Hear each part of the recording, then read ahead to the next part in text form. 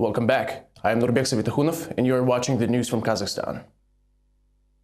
5 defendants in the trial of policemen were given floor on Tuesday.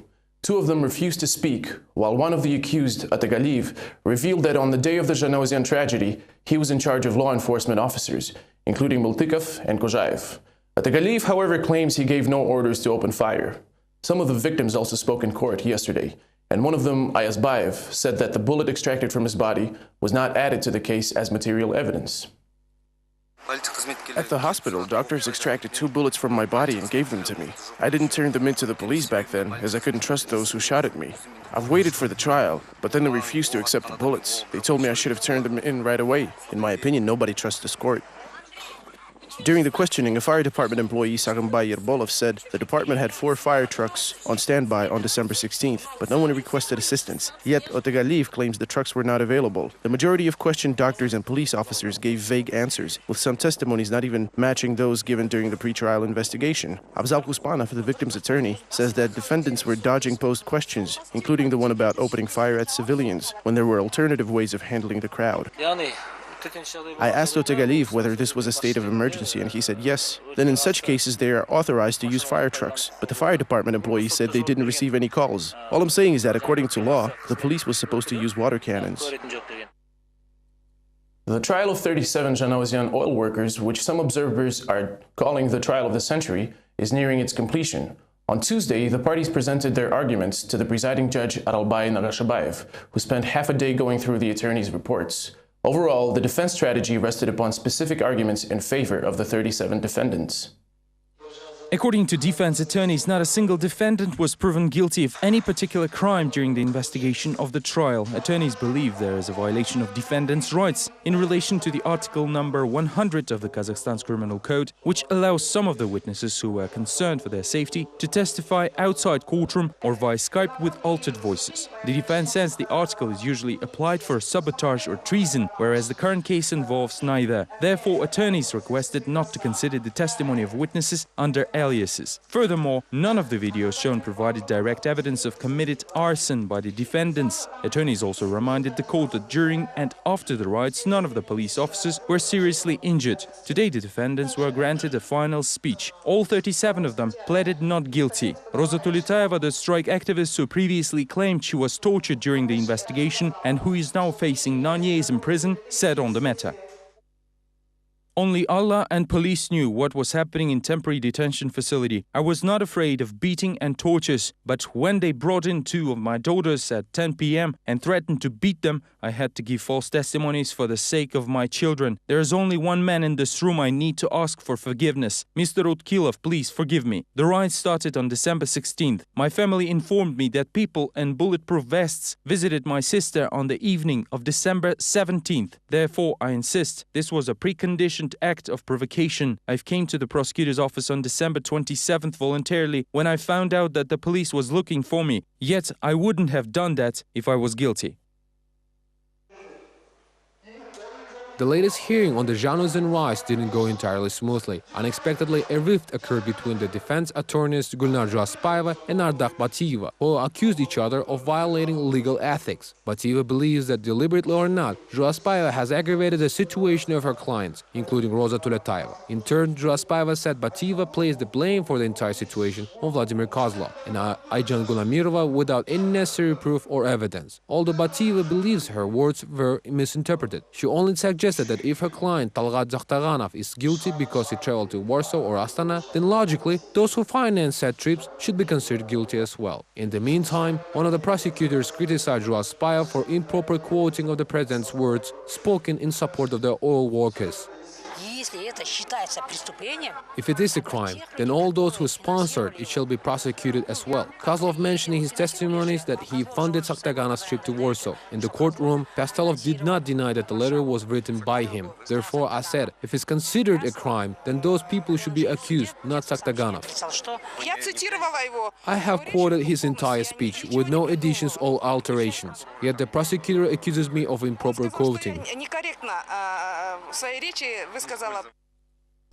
These developments signal the final stage of litigations in Aktau. The Zhanaozian violence trial is nearing its end. The presiding judge Aralbay Nagashabayev declared a 2-day break to issue the final ruling. The date when the verdict is announced will be revealed later.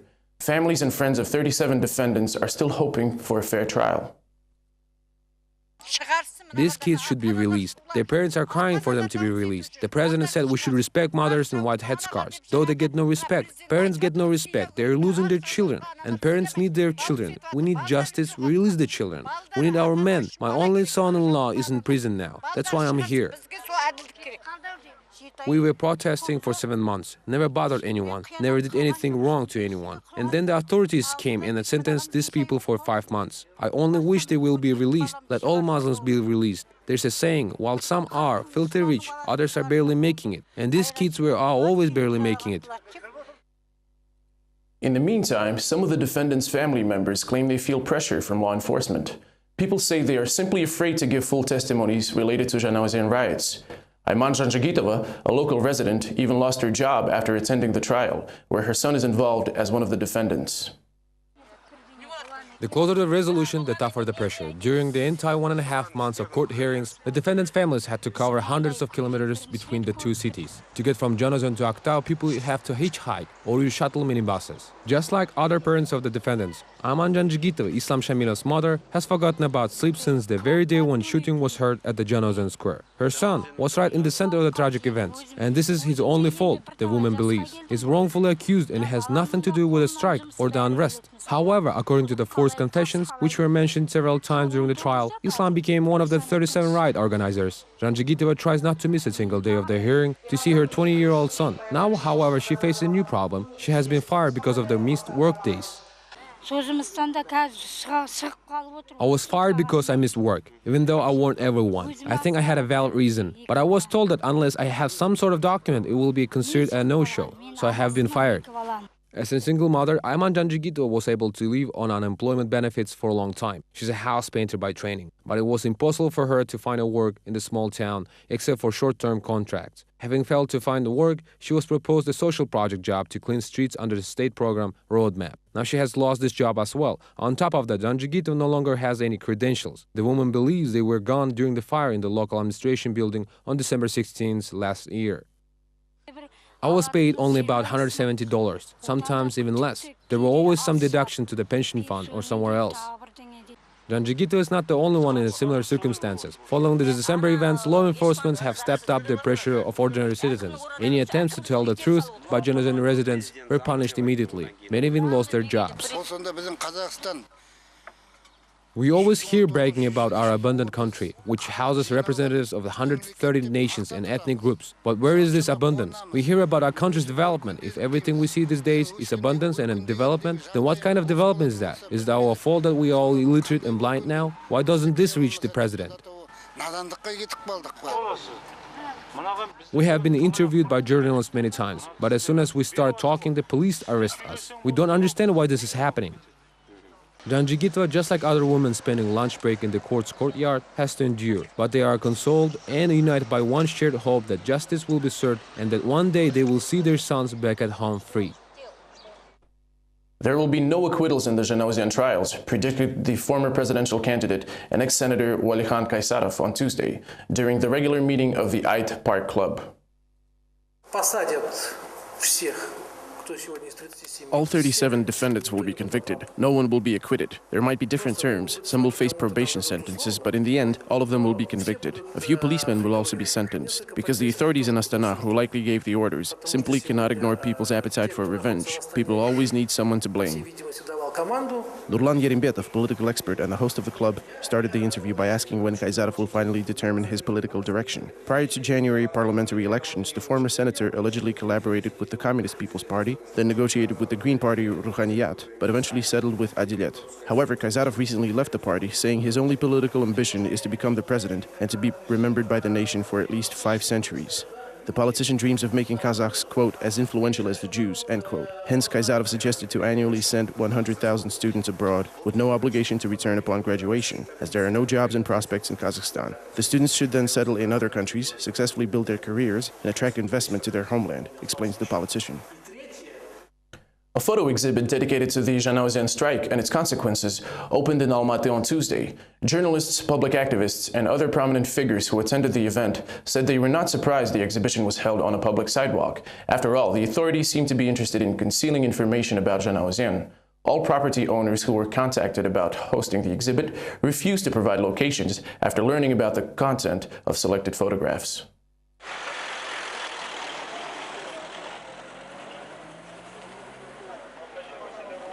The exhibition was organized with the support of website zhanaozen.net and a well-known news photographer, Asılkhan Abraimuli. The collection features photos taken by eyewitnesses, or at least those who were not afraid of publishing their works. The 100 pictures at the exhibit could be divided into 3 groups. The first is the showing the strike, which lasted from May 11th until December 15, 2011. Employees of Karajan Basmunay company were the first to organize a protest at the square, and later they were joined by the oil workers from Yersay Caspian Contractor and Uzen Monagas. The protesters' 3 main demands were to improve the staff social status, increase salaries, and rehiring employees who were fired for participating in previous strikes. This protest action of oil workers lasted for 7 months, but despite the lengthy strike, none of the senior officials, president, prime minister, or the country's MPs visited Zhanaozen for negotiations.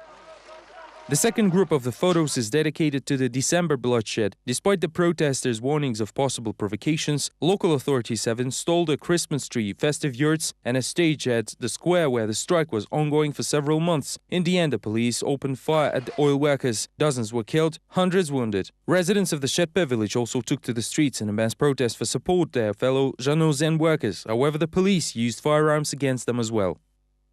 The third part of the exhibition shows the strike consequences, mass arrests, checks, searches, and the trial, which is now underway in Aktau. The oil workers have been accused of street violence and mass disorders, with 37 people on the dock now. The case involves over 1,000 victims, 45 witnesses, and 6 state prosecutors.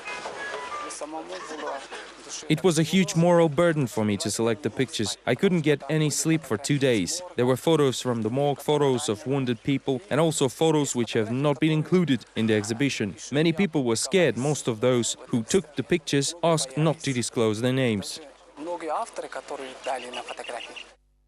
We have some photographs from the exhibit dedicated to the anniversary of the Zhanaozen strike.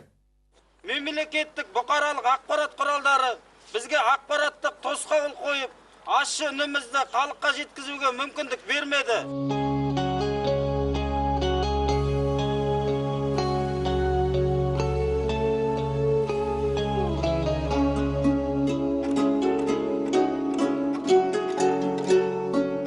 Сіздік деген болмау керек алаңда. Отырсың ба, мұнай ішті ба, отыр. Тырышыңа да, ешқандай мұна люкстеу ғой алғанда. Солай ма?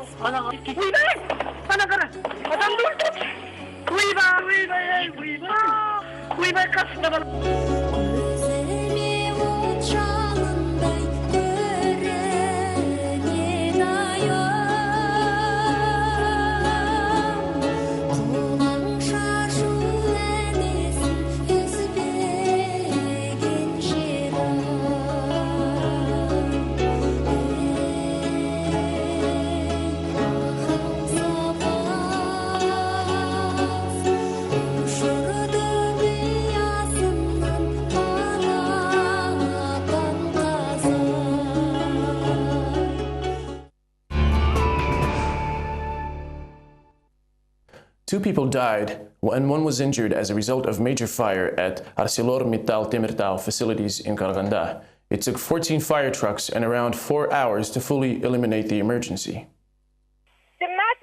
The fire was localized at 5:55 p.m. and by this time it has affected approximately 1,000 cubic meters of the premise. The emergency was completely eliminated by 6:20 p.m. The fire killed 2 people, including a firefighter and a company's employee. One of the firemen was injured and taken to the intensive care unit of the Temirtau City Hospital with severe skin burns. The fire teams are now localizing all the affected areas in order to neutralize all possible ignition sources. The authorities of the Kachir district in the Pavlodar region are still looking into the incident, which some reporters already call an ethnic conflict. Just recently, a 23-year-old resident of the village Terenkol died of gunshot wounds to the head, and according to some sources, he was the victim of clashes between local Kazakh and Ingush ethnic communities. Darkhan Mukhadjanov was buried 4 days ago. His parents still cannot fully accept the death of their young son. According to official sources, Darkhan was shot when together with his friends he came to the house of his friend's offenders, later ethnically identified as Ingush. It's not clear who shot the villager. However, the killer's ethnicity is not important to the grieving family. I don't care about the ethnicity of the killer, but I want him to be found and punished according to the law. I need nothing else.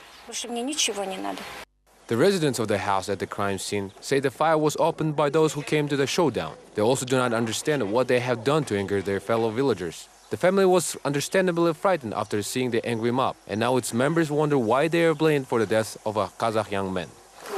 The mob broke fences, shattered windows, shouted and opened fire. Later I was taken to the police station along with my children. I thought that I was to press charges, but instead I was tortured with a plastic bag. They told me there's dead body in my yard, but I don't know anything about it.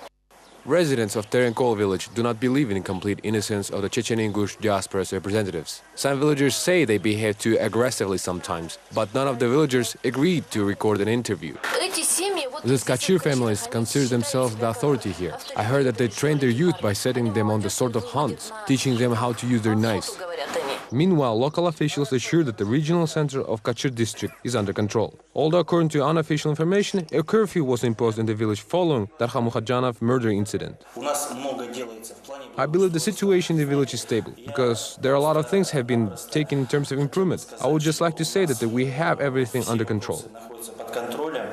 Currently, the incident in Kachir district is investigated by the regional DIA. The detectives are confident they will find the killer of the 20-year-old man.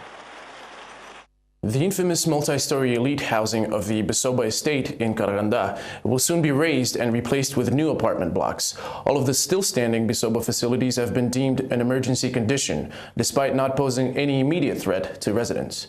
Nonetheless, city authorities say it is not feasible to invest over $6.5 million into construction reinforcement. It was announced on Tuesday that the collapse of the Besoba apartment block in April occurred due to the negligence of the contractor. The project was developed without geologically sound base, which is a key mistake. No research of proper quality was conducted. As a result, wrong decisions were taken at the design stage. The construction process was also faulty. The rigidity of the building was reduced due to the absence of belt courses and monolithic beams. In addition, the joints between the floors were made of columns that were not rigid. The low ruggedness of the structure, swelling soils, and lack of proper drainage system caused the damage. On April 6, the multi-story block collapsed like a house of cards. Luckily, all residents were evacuated in advance. According to the preliminary data, the number of those accountable for the emergency has reached 20 people. The financial police is investigating a criminal case against the director of Serviceprom SNAP, responsible for construction works. The whereabouts of the company's director, Andrei Malinov, are unknown and he's declared wanted. In addition, the enterprise has an outstanding debt to the Eurasia Bank in the amount of more than $20 million. The interdepartmental team investigating this criminal case has launched it on the charges of abuse of office and poor quality of construction, leading to grievous consequences. I must say that there is a large number of offenders involved in the episode. Because of that, we decided to initiate 2 additional criminal cases. The first one for the real estate developers and the second for the designers. Currently, we are considering the initiation of criminal investigation against officials in charge of state supervision of construction and architecture.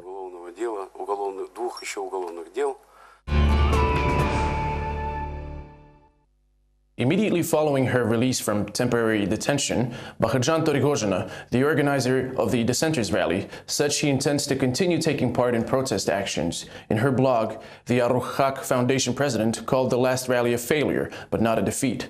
Torigozhina believes new forms of protest activities will be more effective, although the oppositionist did not reveal what exactly she has in mind. We need to acknowledge that Abay was better promoted in Moscow, and instead of feeling ashamed, our people started lecturing Navalny. Look, Occupy Abay is not just about Abay's monument, it's about ourselves and our conscience. The Occupy Abay camp, set up by Russian opposition next to the Kazakh poet Abay Kunanbayev's monument in Moscow, will be dispersed as per city court orders, following alleged complaints from local residents. We should not leave until right police forces makes us. Loudspeaker Zabenso Konstantin, an Occupy Abay camp activist, is echoed by other protest participants to make sure everyone can hear him. The crowd has just found out about the court ruling to disperse the camp, and now the vote is now underway.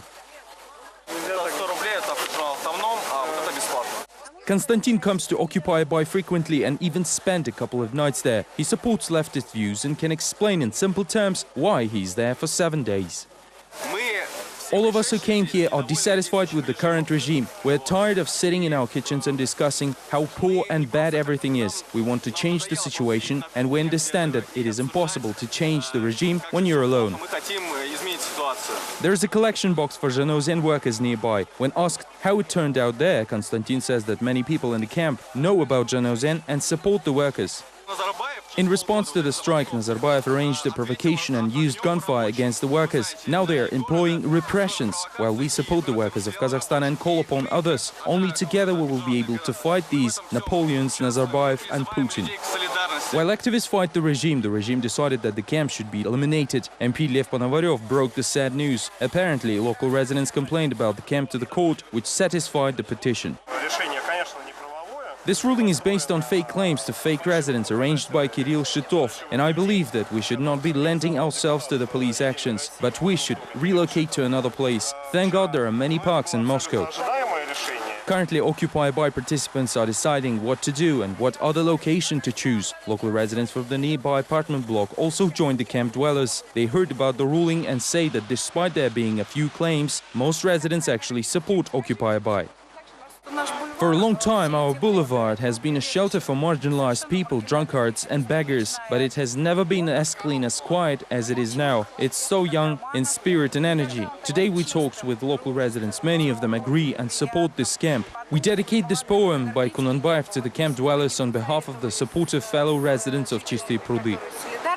It is likely this is the end for Occupy Abay. However, this week's peaceful protest shows that it is capable of including disciplined self-organization, independent newspaper, kitchen, neighborhood watch and charter. On Monday, it even staged a play, Berlus Putin. This on top of daily seminars, lectures and debates. Now, however, there's only one item on the agenda.